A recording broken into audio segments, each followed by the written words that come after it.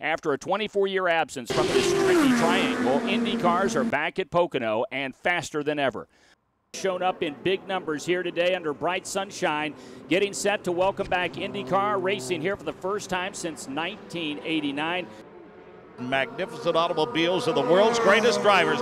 Coming off of turn number 3, the sign says, what turn 4? IndyCar racing returns to Pocono. The green flag waves and we are racing. Marco Andretti will tow his teammate Ryan Hunter-Reay across the line. The GoDaddy car of James Hinchcliffe will fall in third, and Davey, a good start across the line as 24 cars head into turn number 1. That long straightaway, Mike, they're going to single file out going down through turn 1. We do see some too wide. Oh, we see Hinchcliffe. James Hinchcliffe loses the rear end of the car, makes heavy contact with the outside wall as James Hinchcliffe, who came in with 3 wins under his belt already this season. And Davey, the feast and famine for James Hinchcliffe continues. It seems like if he's not in victory lane, he's at the back of the field, and today he will finish dead last. The green flag is back out, and it will be Marco Andretti first across the line. The 2 Penske cars looked like they wanted to go side by side. Now they're thinking better of it. Meantime, it looks like Takuma Sato, Davey, might be looking to the inside. Yeah, he's looking inside. Actually, Vaudier paid a pass on Pagenaud as well. Looks like the 14 car, that AJ Foyt racing car, is making a move for that 3rd spot.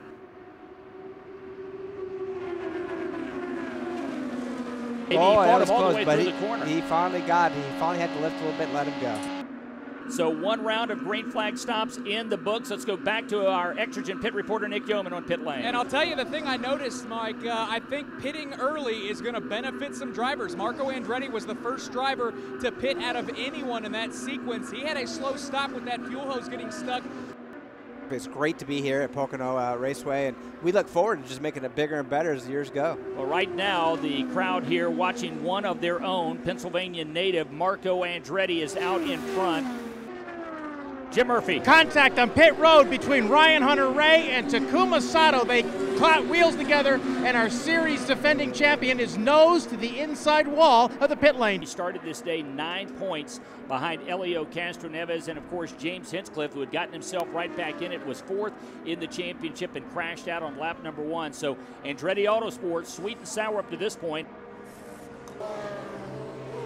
Champion, or excuse me, a one-time series champion. Will Power's going to lead him off pit lane. Scott Dixon behind him. Charlie Kimball, the 3rd car off of pit road. The top 15 all on the lead lap. Green flag is out side by side. Marco Andretti, Tony Kanaan, they'll challenge each other into turn number 1, and Marco will make it look easy as he gets past TK before they set up for 1.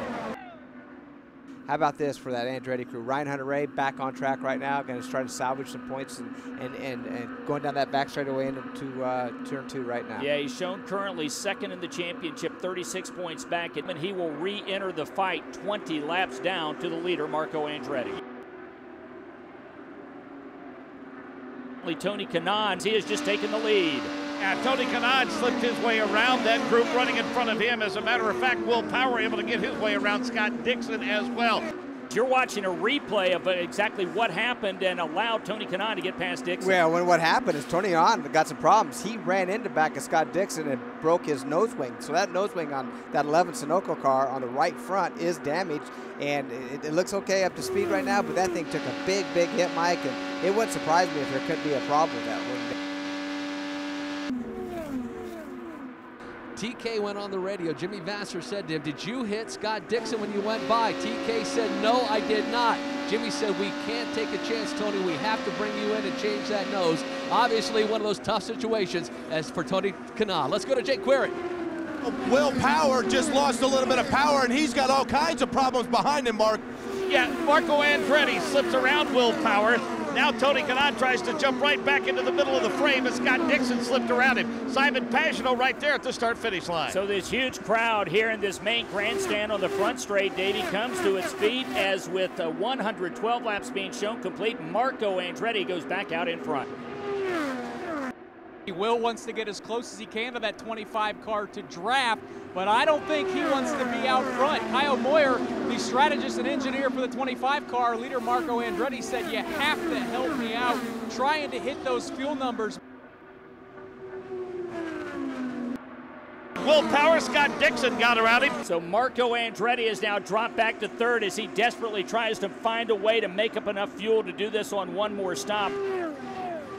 It's Charlie Kimball, then Dixon, then Will Power. Dario Franchitti tried to stay there, but now Kimball's got Dixon to his inside. Dixon with a great run down the banking in turn number 2, slips around Charlie Kimball to the inside. So it's Dixon, Kimball, Will Power, your top 3 off of turn 3 at Pocono. Boy, this would be improbable. Scott Dixon out in front, Honda out in front.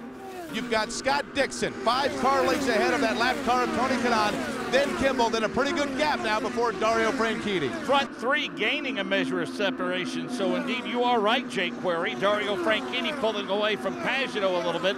Marco's trying to stay within striking distance. He runs about 15 car lengths behind Power at the exit of 3. They call him the Iceman because he just stays slow and steady, then strikes when he has to. That's what Scott Dixon's done today. But Charlie Kimball's closing that gap coming out of turn number 2. What could have been for so many, most notably Ryan Hunter-Reay, and what could have been for Marco Andretti.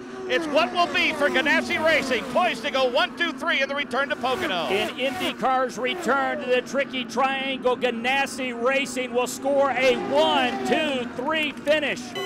Yeah, it's crazy. 200th win for Honda, 100th win for Target, 1, 2, 3 for Ganassi. So, yeah, it was a strange day. You know, I think the first person I saw was probably Chip when I got out of the car, and I told him I didn't think we'd be sitting here this morning. So, you know, we've got to thank Honda a lot. They worked obviously a lot on fuel mileage. I think it was the key to the race today. We were able to run, you know, full rich the whole time and still go 3 laps longer than a lot of the Chevys. So, you know, it's been a very up and down year, a very trying year, and we've managed to get back on top, which is fantastic. We need to try and keep the ball rolling. 4th in points, you know, we've got a long ways to catch up to Alio, but you know, we'll do the best that we can. But got to thank all the fans for coming out to Pocono. I was the first time I've been here when I came on Thursday, first time I'd been on the track. Fantastic track, very difficult. Each corner is very, very different. And very challenging, but you know, the fan appreciation that's been out here for our first time back since '89 is you know, very exciting for all of us, and can't wait to get back next year. You know, it's approaching a year anniversary, you know, since my last win, so it was nice to sort of get one in and try and work and build on that. But you know, really got to thank everybody that's at, you know, Team Target for you know, keeping their heads down, working hard. You know, it's even these trying times when you learn your most, and you know, I hope that you know, it's definitely going to pay off and we can keep cruising ahead.